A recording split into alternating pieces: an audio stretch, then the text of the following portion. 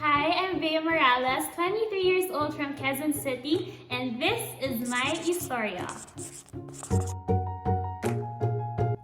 For as long as I can remember, I've always chased excellence and recognition because part of me believed this was the path towards success in life.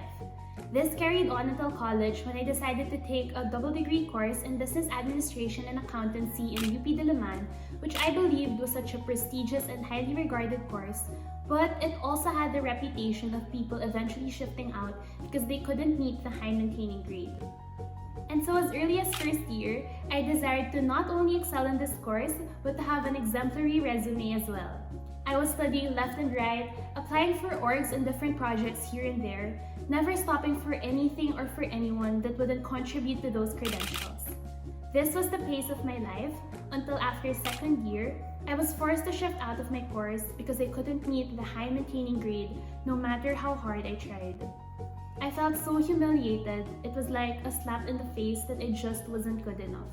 But this experience humbled me and made me ask myself why achievements and recognition were things I held on to too much.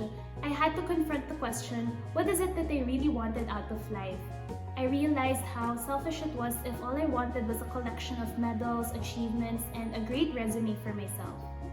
It was around the same time when I shifted that I was given an opportunity to serve in a significant capacity in Christ's Youth in Action or CYA. Here, I encountered people who were far from selfish and whose lives revolved around serving God and serving others. In the middle of eating pancit canton in our tambayan, I remember how we'd find comfort in each other as we talked about that hard exam we had. Other days, we just enjoy each other's company and get to know new people dropping by. And there was even a time when we decided to make sandwiches and give them out to people in the vicinity. All these experiences led me to realize that life held so much more meaning when lived for others, and God was directing me to live this kind of life. As I continued on with my college life, there were still challenges when it came to choosing between what I wanted to do for myself and what I knew God was calling me to do for others. In the middle of marketing competitions, a summer internship, and being president of one of my organizations, I remember that I also made a very serious commitment to respond to God's call to live selflessly for Him and for others. This meant rushing to our weekly CWA events, even if it meant giving up other org events. I dropped by the chapel in the morning, even if it meant sacrificing a few minutes of sleep.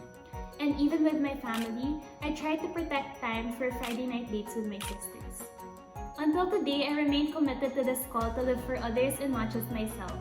Currently, I'm grateful that the Lord has blessed me with a job I love and allows for flexible working arrangements, which has allowed me and a few other brothers and sisters to respond to the Lord's call to start CYA After 6, which is a branch of CYA for young professionals.